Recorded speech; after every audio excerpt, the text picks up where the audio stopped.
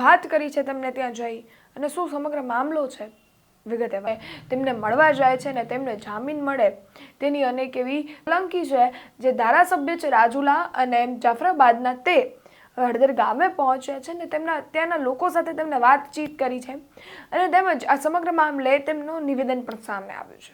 ત્યારે શું કહી રહ્યા છે હીરાભાઈ સોલંકી, સૌપ્રથમ તેમને સાંભળીએ. હીરાભાઈ, આજે તમારી હળદર ગામની મુલાકાત શું? બસ આગેવાનોએ હાકલ કરી કે ભાઈ તમે પણ અહીંયા આવો. મારા સાથે મારો ભત્રીજો પણ દિવેશ પણ સાથે આવ્યા છે. મોટા ભાઈની આજ્ઞા હતી કે હીરાલાલ તમે ને દિવેશ બેય જઈ આવો અને એના અનુસંધાને અમે અહીંયા આવ્યા છીએ અને કરી અને જેના પર અન્યાય થયો હશે જેને લાગતું હશે કે મારું ખોટું નામ ખોટી રીતે એટલે કે અમારા ખંભે જે બંદૂક ફોડવાના પ્રયત્ન કઈ રીતે આપણે સરકારમાં રજૂઆત કરી એ હેતુસર અહીંયા હું આવ્યો છું. પીડિત લોકો